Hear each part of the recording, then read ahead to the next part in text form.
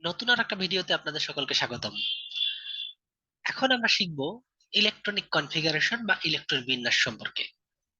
আগের ভিডিওতে আমি পরমাণুর গঠন সম্পর্কে আলোচনা করেছি। সেখানে বলেছি যে আসলে নিউক্লিয়াসের চারদিকে ইলেকট্রনগুলো কন্টিনিউয়াসলি একটা নির্দিষ্ট কক্ষপথে থেকে ঘুরতে থাকে।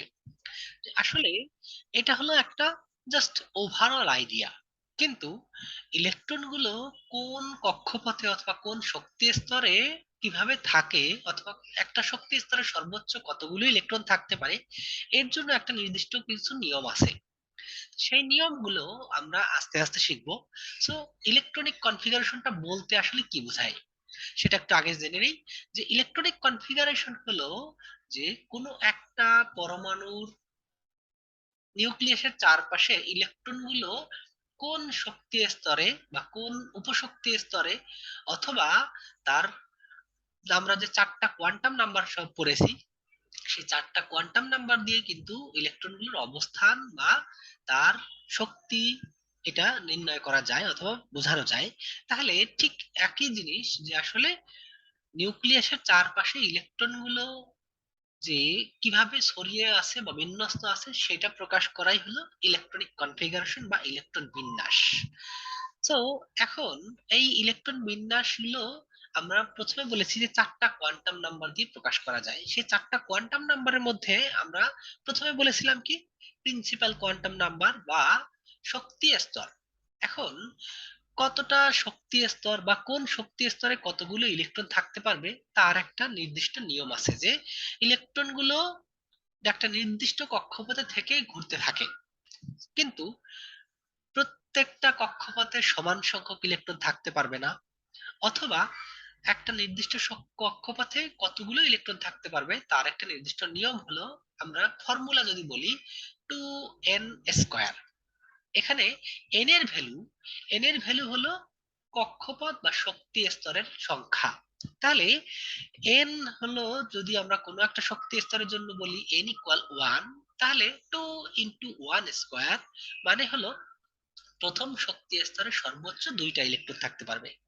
দ্বিতীয় শক্তি স্তরে তখন n=2, তার মানে যদি আমরা দেখি 2 × 2 স্কয়ার মানে হলো 8। এরকম করে তৃতীয় বা চতুর্থ শক্তি স্তরে আমরা 18টা বা 32টা করে ইলেকট্রন পাবো। সো এখন একটা শক্তি স্তরে সর্বোচ্চ কতগুলো ইলেকট্রন থাকতে পারবে সেটা কিন্তু নির্ণয় করা আমরা এই যে সহজ সূত্রটা পেলাম 2n স্কয়ার দিয়ে। কিন্তু এই প্রতিটা শক্তি স্তরের আবার বিভিন্ন উপশক্তি স্তর রয়েছে। তো সেই উপশক্তি স্তরগুলো আসলে আমরা ডিফাইন করেছিলাম এল দিয়ে বা সাবশেল বা সেকেন্ডারি কোয়ান্টাম নাম্বার, যেটা প্রতিটা শক্তি স্তরকে আবার কয়েকটা উপশক্তি স্তরে ভাগ করা হয়েছে। যেমন প্রথম শক্তি স্তরে একটা মাত্র উপশক্তি স্তর আছে, দ্বিতীয় শক্তি স্তরে দুইটা উপশক্তি স্তর আছে, তৃতীয় শক্তি স্তরে তিনটা উপশক্তি স্তর আছে। এরকম করে আমরা আস্তে আস্তে যতই ভ্যালু এর ভ্যালু যতই বৃদ্ধি পাবে বা শক্তি স্তরের সংখ্যা যতই বৃদ্ধি পাবে অথবা ভ্যালুটা বৃদ্ধি পাবে, উপশক্তি স্তরও ঠিক তত আস্তে আস্তে বৃদ্ধি পাবে। সো এই উপশক্তি স্তরের ভ্যালু কিন্তু আমরা অলরেডি আগের ভিডিওতে বলেছি যে আসলে যে কোনো একটা শক্তি স্তরের মান যদি n হয় তাহলে উপশক্তি স্তরের মান হবে a0 to n-1। তো 0 to n-1, তাহলে এখন আমরা যদি দেখি যে কোনো একটা শক্তি স্তরে n এর ভ্যালু 4, তাহলে n যদি 4 হয় তাহলে l এর ভ্যালু হবে কত? l আমরা বলেছি l=0 to n-1। তা 0 to n-1 মানে হলো 0, 1, 2, 3। n-1 মানে হলো 4 - 1 = 3। তাহলে উপশক্তি স্তরের ভ্যালু, যদি আমাদের শক্তি স্তরের ভ্যালু n=4 হয়, তার মানে চতুর্থ শক্তি স্তরে আমাদের কয়টা উপশক্তি স্তর থাকবে? 1, 2, 3, 4। তাহলে চারটা মানে n=4, তার মানে চতুর্থ শক্তি স্তরে চারটা উপশক্তি স্তর থাকবে। এবং এগুলোকে আমরা এস, পি, ডি এবং এফ দিয়ে প্রকাশ করি। যে আসলে উপশক্তি স্তরের ভ্যালু l যদি 0 হয় তাহলে সেটাকে আমরা এস দিয়ে প্রকাশ করি। উপশক্তি স্তরের ভ্যালু যদি l ইকুয়াল 1 হয় তাহলে সেটাকে আমরা p দিয়ে প্রকাশ করি। যদি উপশক্তি স্তরের ভ্যালু 2 হয়, দ্যাট মিন্স l ইকুয়াল 2 হয়, তাহলে এটাকে d, এবং l ইকুয়াল যদি 3 হয় তাহলে সেটাকে আমরা f উপশক্তি স্তর দিয়ে প্রকাশ করি। এখন the maximum number of electrons that can be accommodated by a subshell is given by the formula 2 into 2l plus 1। মানে কোন একটা উপশক্তি স্তরে সর্বোচ্চ কতগুলো ইলেকট্রন থাকতে পারবে তারও একটা নিয়ম আছে।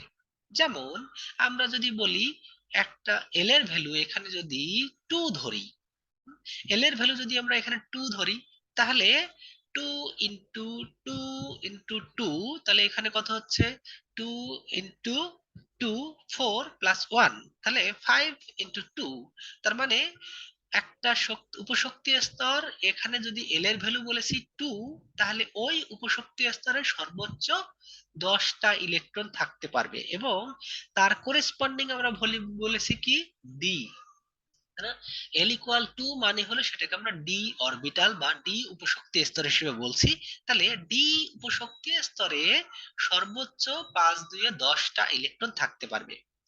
তাহলে এখন therefore the SPDF subshell can accommodate, তাহলে SPDF এই যে উপশক্তি স্তরগুলো আছে, এই উপশক্তি স্তরে সর্বোচ্চ 2টা 6টা 10টা বা 14টা ইলেকট্রন থাকতে পারবে।